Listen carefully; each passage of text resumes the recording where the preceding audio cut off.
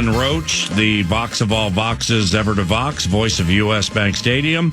And here is how, in collaborative fashion, we all started Sunday, and the Vikings and the Falcons and Kirko Chains. Here we go, and boom! The Cousins game is finally here on the KFAN Minnesota Vikings Radio Network. We'll start the drive. First down and 10 at the 30. At quarterback, number 18, Kirk Cousins.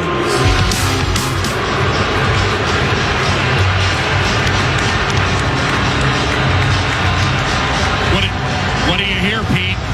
What do you hear? Alan Roach, good morning. And was the reaction the way you thought it would be? It was way more boo heavy than I thought. I thought there would be lots of Minnesota Knights underneath, and maybe there was, but the boos were just louder.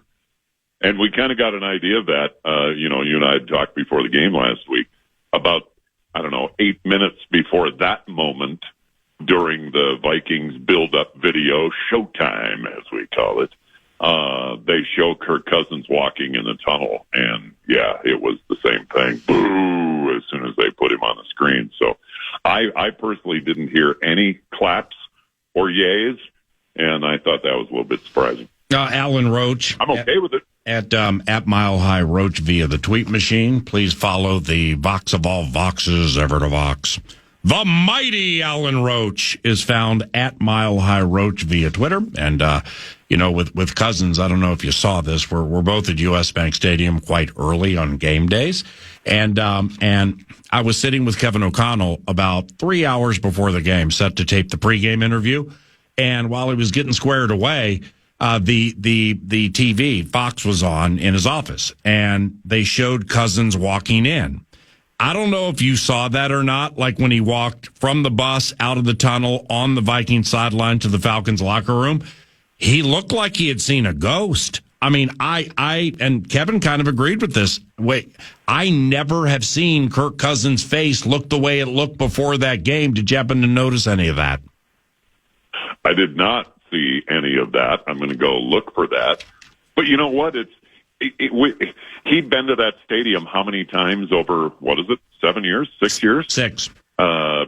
He'd been to that stadium 60 times in 6 years, and he was seeing parts of the stadium that he's probably never seen before. Have you started working with, let's say, Vikings Chief Operating Officer Andrew Miller? Have you started working with him on the deal?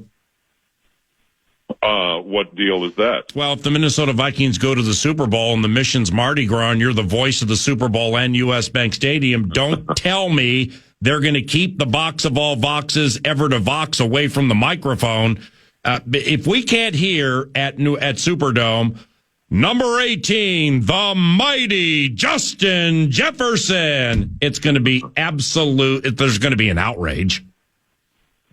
Well, I hope Mr. Miller will be in my corner and make some phone calls, but I don't think it's going to matter. The NFL is going to make that decision as to what they see as best, and hopefully they understand that after 16 Super Bowls, I'm capable of announcing any team at any time in any arena and be very professional about it. There's my sales pitch. If the Vikings go to the Super Bowl and you can't box it because the NFL clump, are you still going to go to New Orleans? Duh. Okay, good, because I'm hoping to have a week of radio shows out there or whatever, and to have the Vox of all Voxes, ever to Vox, on Frenchman Street or Bourbon Street or wherever we do these radio shows. That would be really, really sweet. Plus, you could stick the Vikings and NK and iHeart for like $5,000 for a week of radio or something. It's more mailbox money. It's the best ever. Yeah, I've tried not to think about that whole moment. Yeah. Let's hope that it comes. Yeah. But yeah. Yeah, we don't. With Nordo and I, there are, and I know you listen occasionally. There are a couple of talkers out every day. PA, love you every day. My favorite radio station, and my favorite radio city, the city by the lake, the city that never sleeps. Double doink. There's a good double doink there. Liner! Liner. But there are two talkers that Nordo and I are just, that we look at them as dirty talkers. What's going to happen in 2025 with Darnold? Got no idea. Just really, really enjoying that. He had 5 on it against the Atlanta Falcons.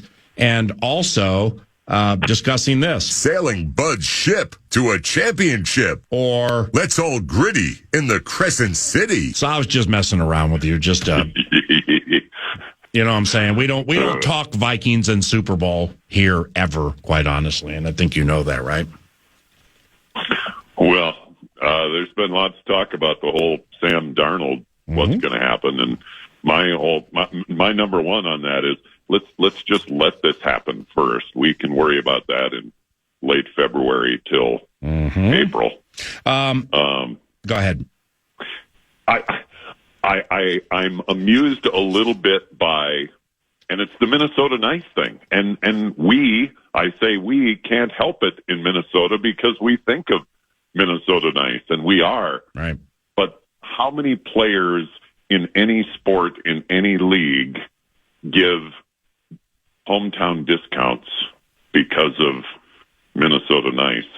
I just think that that's kind of above and beyond where you can kind of expect any player to go. Yeah, but see, that's exactly what makes it a dirty talker. Because, like, if you really want to get down to the brass tacks of the dollars and cents, and those who sometimes have dollars but they don't have cents, if you know what I mean. 59th time's the charm. It's, if you say, okay, well, the Vikings could franchise tag Sam Darnold for $38 million and then trade him off the franchise at that number or keep him.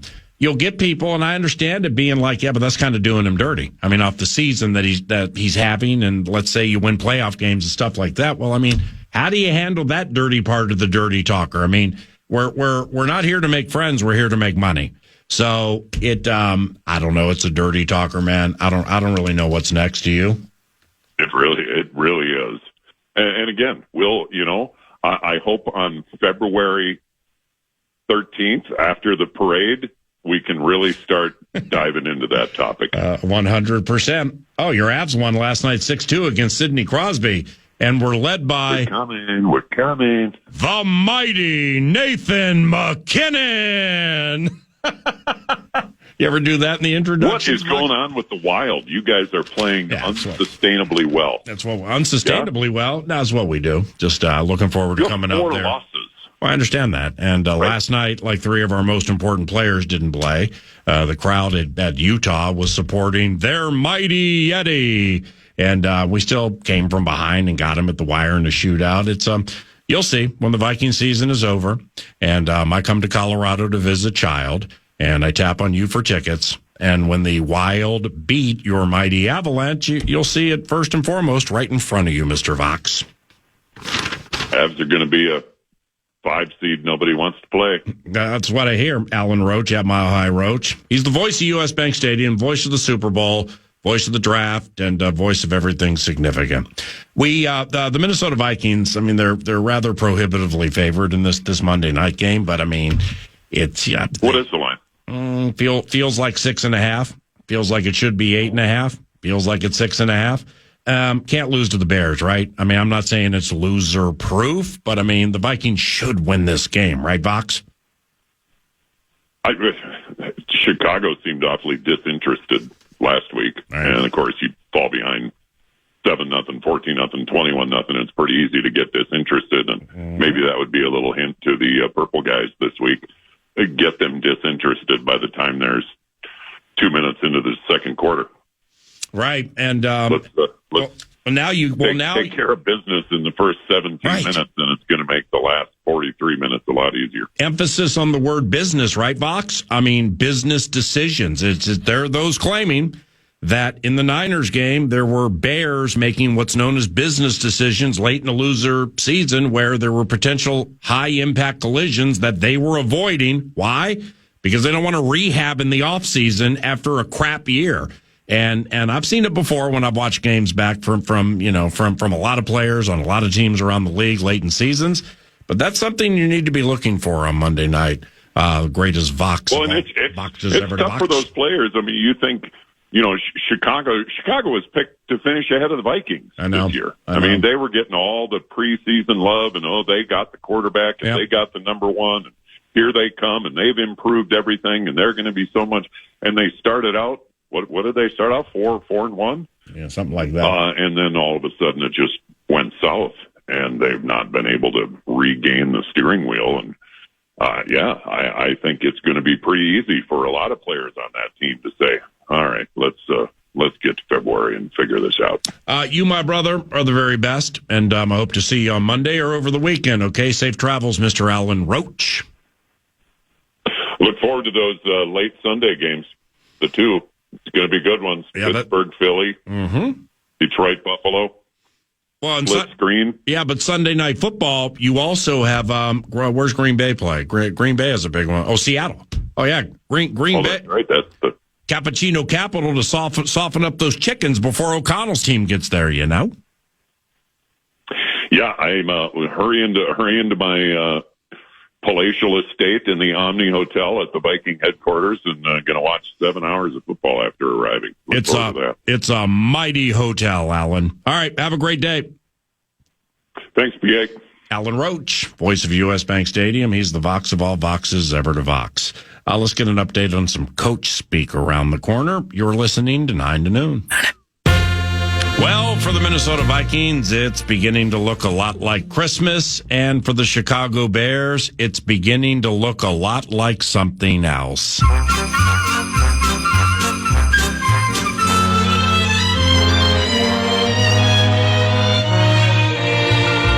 Things are starting to really feel so listless down in Chicago. They're about to be 4-10 after they lose to the Vikes again, with Caleb praying for open lanes to throw. Things are starting to really feel so listless. Tears from DJ Moore. Such a terrible place to be with a frustrated rookie QB. Morale meets floor. Now with Eberflus gone in the song of the swan, with the GM that's making no friends, the franchise a joke, the perpetual choke of a season that comes to an end. And Kevin Warren stuck with bad contracts he has to extend. Things are starting to really feel so listless down in Chicago. Monday night they'll be in the tank. For that we have Sam to thank. They're all in white, the lights are bright, you know. Things are starting to really feel so listless for the awful quitting Bears. While JJ and Addison sing, the defense is doing their thing. It won't even be fair. Hey! Fall down, Chicago Bears. Ha ha ha ha. I love that Christmas song. Nice job, Nordo. Nice job. No, I appreciate it. Those are fun. We'll have another for you probably next week. I'd have a little montage bit next week as well. And then after they play the Chickens on the 22nd, on December 23rd. That feels like the 9 to noon, 12 days of Christmas. Ooh. And that's all going to be super special. Well, here's the problem, though, because so it's 12, and then it's 13. Yeah. Well, there's no 13 in the 12 days of Christmas, and the Vikings are going to have 13 wins. Oh, wow. So. Well, I think we have 5, don't we? 5 Sam TDs. Oh. How do you phrase that? High five there you from go. Sammy. And high five from Sam. Sweet Darnold! And then we just start screaming and 4, blah, blah, blah. 3, blah, blah. 2 wins against Green Bay. Hey! Absolutely. And a high five for Sam. Oh, damn, we got this thing down. Yeah, no, it's just write the thing now. 6 picks for Byron. High five for Sammy. 9 sacks from Gink. Well, I mean, how many Yeah, where are we going to be after that, right? There's like a third of them can just be the sacks, or there's got to be a Jalen Redmond. For the 200, you put on Van Ginkel to win NFL Defensive Player of the Year at 45-1. Let's go. Well, then it needs to be high five for Sammy, 4 TDs for Gink, 3 Baba, 2 wins against Green Bay, and a trip to Mardi Gras. Hey! Poor Van Ginkel TDs. Okay. 6,000 for the con. Now I just kind of want to write the whole thing right now. As a matter of fact, it's fun. CoachSpeak yesterday. The coordinators. I played a bit of audio earlier from Wes Phillips. You also heard from Matt Daniels. What about B-Flow? And I mentioned Brian Flores. He's the DC. 3 badass coordinators. It's coming together. It's coming together. 2 wins against Green Bay. My pressure point during the 10 a.m. hour was this defense, and kind of the similar sentiment to the Vox of all Voxes ever to Vox, shutting the door early. But yardage has been a thing. Nearly 500 yards by the Falcons. Their offense against Flores' defense, more than 400 with Kyler and the Cardinals, and then just under 400 the last time the Vikings played the Bears at Soldier Field. He was asked about that yesterday. There's always been a lot of debate about how important the stat of yardage allowed is or isn't in terms of evaluating a defense. I'm just curious, obviously, past few games you guys have given up some yards. How important do you think that, in a vacuum is? It's important. I think, there's a lot of context behind a lot of stats that I think, without the context, it's hard to, really, evaluate or really put some, I would say, substance behind, a stat. But yards are obviously crucial. The more you give up, the more opportunity you're giving the offense to score. But I think you have to couple that with a few other stats. What was third down like? What was fourth down like? What's the red zone like? What's the turnover kind of stat like? And I think you got to, you can look at one stat and, say if someone's good or bad, but if you don't look at these 4 or 5 other stats, then it's hard to really kind of put a stamp on, hey, someone is, this or that, good or bad. An extended audio, and I didn't mean to cut off the defensive coordinator, but a lot of Brian Flores' answers are like 2.5 minutes long. Oh, good. So I cut it off at the A topic there for me, where I'm thinking it is the yardage. It is a problem. Players rolling up and down the field. I mentioned the late game related issues. You're up 24-10. You end up going to overtime at Soldier Field. But that is the key, where they're second in the NFL with 27 takeaways. They are 6th in the NFL in terms of overall scoring defense. That plays into wins and losses, right? They can get all the way up, but if you're forcing teams like, what was it, the Cards, 1 of 6 in the red zone? Okay, well, that's points off the board, so you can rack up those hollow yards, those empty calories, if you will.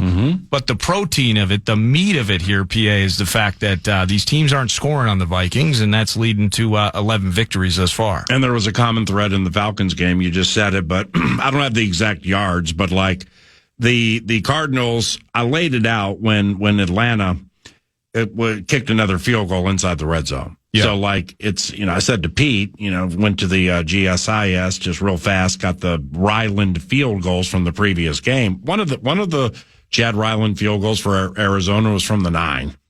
the 9 or the 10. Seriously. Yeah. Holy cow. It means you're getting stopped at the 2 and not going in. Correct. Or the 3. Well, that was when that was the bit where I think it was 4th and goal from the 4. Yep.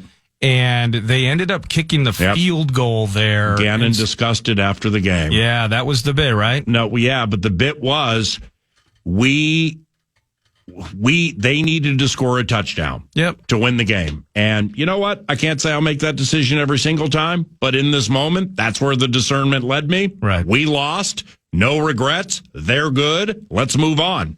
Yeah, Gannon Gannon does a good job, man. He was kind of twitchy and like all in your face and everything his first year.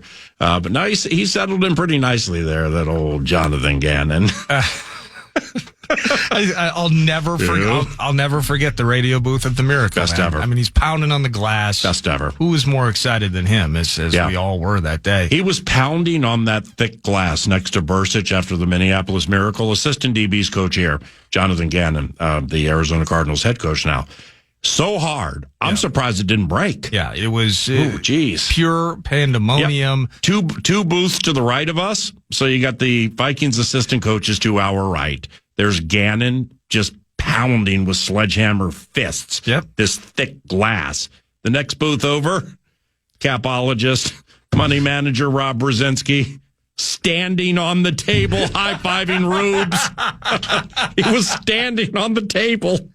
That was unbelievable, man. And then Phil Rauscher joined his O-line coach, and they frosted over the glass. Now we can't see. Now we can't see over there. Wow, when they could hear everything in 2020, and I took a shot at the offensive line and the assistant and the offensive line coach in the next booth because you could hear everything. I hadn't met him yet, and now he's the Jacksonville Jaguars offensive line coach, and we've become pretty good friends. He joins the radio show every combine that I go out there. I mean, he stared darts at me like whatever he stared at me, if they went into my heart, Dad. Yeah, you were dead. I was dead. Wes Phillips talking about Jordan Addison doing a fantastic job in recent weeks, beating specifically man coverage. So he works his release, and he's fast. So he works his technique, he works his release, he's got quickness, and then he's got speed, and you're kind of playing with fire one way or the other. You say, okay, he's not as big of a receiver, so let's get it in his face. But he's also on tape running by people every week, so you better get your hands on him if you are going to attempt that technique. So wow, you better get your hands on him. He's got great transition if you want to play off, and he can run up on guys' toes, and then he can get out of breaks. So just a really good player, and consistently making plays for us, and I think he's, improved a lot in 2 years here as well. Yeah, high praise from Wes Phillips, and it's kind of okay. If all of that coverage is on Justin Jefferson, somebody's got to feast. Well, Jordan Addison has to work for it, and then that can culminate in big weeks, like what we saw against Kirk's Falcons on Sunday. My last bit for you here, and then we're going to pause. Is Brian Asamoah, the big play on special teams, creating that fumble that C.J. Ham recovered. Matt Daniels was asked about kind of his evolution, as we have not seen him playing consistent linebacker snaps. Well, he's becoming kind of a badass on special teams. Cool was it for you to see Brian make that play? Just Alec, ask a question. Can you ask a question normally? Yeah, let's do it again. Alec, ask a question normally. He's so afraid to ask a question. Cool was it for you to see Brian make that play, just given what you talked about what he's Are you on a 900 chat line? Yeah, and I think it just continues to show how he continues to assert himself as, the leader of the pack again. I asked a group several weeks ago, like, who's the true pulse of the unit? Who is the guy now that, you get the Josh Metellus who's gone on the defense, and IP has assumed a large role, obviously, as kind of that green dot, on the defensive side. And so you look at it, it's like, okay, well, who is the guy that's kind of next up here, and, be a stern standard, nice and firm to the unit. But obviously it goes much deeper than just talking about it. We talk about all the time, like, how there's no sound on the tape, so you can talk good and say all this and that, but until you put it on tape, none of that truly matters. And so, that's what he's been doing on a consistent basis. How about that? Loving him some Asamoah. CoachSpeak every Thursday, 9 to noon, courtesy of Matty D, Wes Phillips, and 6 in a row, 4B Flow. 6 in a row, 4B Flow. 6 in a row, 4B Flow. Man. Finchy, earlier 9 to noon. I started the show with Fincho, who just got out of rehab. I'm like, how'd rehab go? Was it arduous?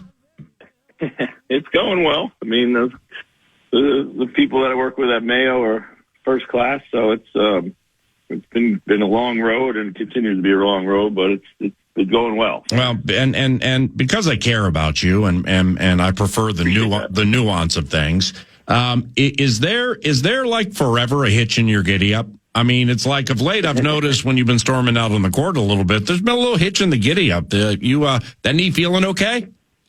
Yeah. it goes through periods. It's there's a little hitch in the giddy up now, but they're telling me that in another 6 months it should go away. So it's all just about strength and stability right now. I have range of motion. That's been great. Just got to keep building up the strength and stability. The team? What do you guys do this week with no games until Friday and Sunday? Well, we traveled back on Monday, and yesterday was off day. Actually, we have different types of off days, and yesterday was what we call a blackout day, where we literally just shut the facility down. And, Good. Guys, they can just, of course, come in if they want to, but it's just kind of a mental day, get away, go do what you need to do, be with your families and all that.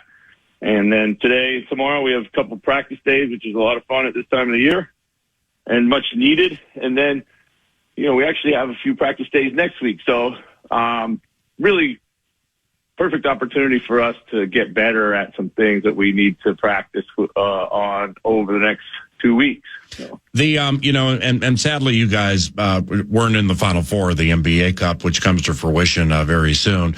But we've talked about this before. I like it, especially when you get closer to the prize and the $500,000 for each player. Like, I don't know if you watched Orlando, Milwaukee last night. How about the Magic without Banchero and Franz Wagner, their best two players? I mean, you talk about a scrappy bunch looking to get that money. At Milwaukee against a full-strength Lillard, Giannis, and the gang. You see that game last night? That had an NBA Cup feel to it.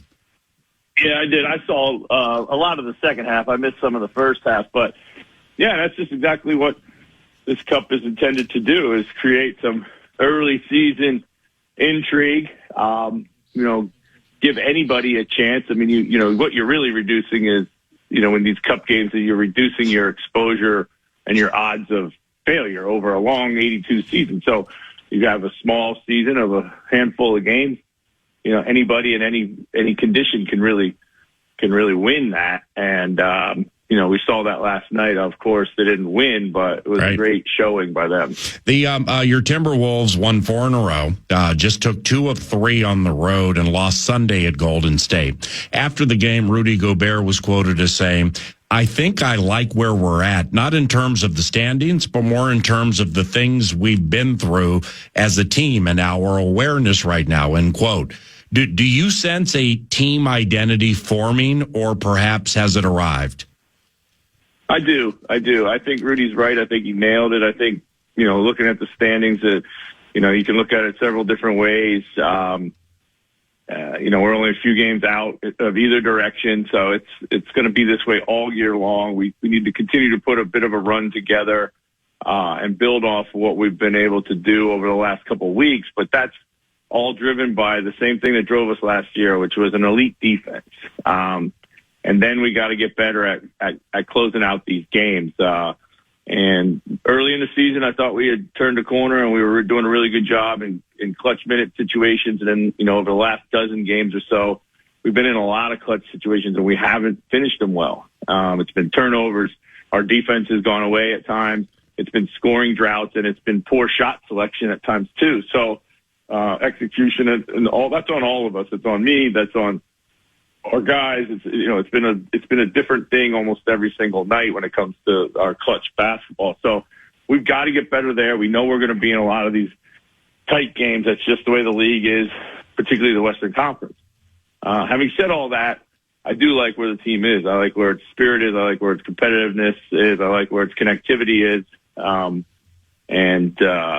It feels like it's finally taking root. The word execution. Are you familiar with one of the great head coaching? Yeah. John McKay. John McKay. Yeah. John McKay. Yeah. Tampa Bay Buccaneers, winless team, media. What do you think of your team's execution? I'm in favor of it. I always love that one. Well, it's immortality. Vikings coach Kevin O'Connell was on this radio show a few weeks ago and talked about the unprecedented attention Justin Jefferson receives most games. And his analogy was, quote, imagine an NBA superstar being tripled every play and with the game on the line, end quote. Is that what Edwards at times or maybe mostly is facing late in close games, or doesn't it work that way in the NBA? No, I mean, I don't have to imagine it. I'm living it. You know, we are living it. I mean, Anthony is seeing so much attention all throughout the games. And then at the end of games, of course, it ramps up even more. They're certainly put 2 on him and bring more traffic to him, you know, when there's 2 on him. So it's incumbent on him to figure out ways to stay aggressive, but yet make the right play. And he's done a better job of that this season as a whole. I thought the other day, you know, he could have done a better job getting his teammates involved down the stretch. But yeah, it's you know, it's hard. I think the difference is, you know, in basketball, and I was just having this conversation yesterday with one of our assistants, like, you know, as a receiver in football, they need somebody to get them the ball. Like that's the nature of the position. You know, in basketball, you can go get it yourself a little bit more. You know, have it in your hands right away, so you can use that gravity when the ball is in your hands and there's multiple people on you to create great offense for your other teammates. So I would imagine in football, you know, if they're doubling and tripling, then they're certainly opening up someone somewhere else, and you got to take pride in the fact that you're creating those opportunities without even touching the ball. And Chris Finch, 9 to noon, courtesy of Second Harvest Heartland, 2harvest.org, and Prize Picks. Time for 2 more. And speaking of Anthony, he seemed super wound up in those Golden State games. And here's what I mean. Barked at Steph at the end of the win, ripped himself for not passing more late Sunday. Is that born of getting so close last year and just desperately wanting to win a title? I mean, I think there's some of that in there. I mean, I would just chalk it up to a little bit more of a personal battle. You know, having a relationship with those guys through the Olympic experience. Right. Certainly Steph, he has an incredible amount of respect for. I think Steph has helped him in a lot of ways, you know, subtle ways, mature ways. And then, of course, wanted to prove to Steve, that he's, that's how Anthony is. He loves his Olympic experience. He loves playing for Steve, but, the competitor in him also wanted to beat Steve and prove to him, hey, maybe I'm a little better than you think I am, or maybe I should have played at times when you didn't play me, or I don't know what the driving factor is. But I felt that was at the heart of it more than it was just the championship quest. I think Anthony certainly wants to win the championship, but, right now where our team is, like, that's our long-term goal, but our short-term goals are, just to, like we talked about earlier, get this thing once and for all going in the right direction. And lastly, whether you're winning 4 in a row or you're trying to work through 8, 9 and stuff like that, how much do you have to police those worrying too much about how others on the squad are playing? Like being overly concerned with things an individual cannot control. Yeah, I mean, you talk about me as a head coach? Yep. Yeah, I mean, it's my job to try to get these guys, obviously, to play their best basketball all the time. We know that's not the case. So, but first and foremost, I think I've found a lot of issues in coaching are solved if you can identify 1 or 2 of the main problems. And I think offensively, we needed to play a little faster. We needed to get back to moving the ball earlier in our offense. And have less ISO opportunities. And, we focused on that and a lot of other things, all of a sudden people start playing better because the shots go in and the ball's moving. Just so instead of trying to address every individual little issue, whether it's a person's poor performance or something the team's not doing, just try to find the 1 or 2 things that you can fix and that are big things. And a lot of those little things are related to it. Defensively, we certainly had to take steps to get back to where we were last year, and we've done that. So we got to just maintain that. We gave up a 44-point quarter the other night. That was very damaging, and we can't have those. But all in all, if you look at the last 5, 6, 7, 8 games we've played, we got the number 1 defense in the league, and that's what we've got to focus on. Amen. Thank you very much, and we'll call you soon, all right? All right, thanks, CA. Take care. Yep, see you, bud. And thanks all of you for listening to 9 to Noon and KFAN when you do. The program is next. Safe travels to the East Coast for Army Navy, Mr. Eric Nordquist. Thank you. And I'll chat with all of you tomorrow from TRIA in St. Paul, the capital city, for Vox in the Box at FM 100.3 KFAN. Have a good day.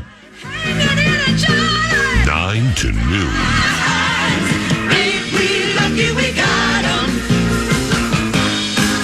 Podcast today's Paul Allen Show, or listen back to previous show and interviews by going to the iHeartRadio app or KFAN.com.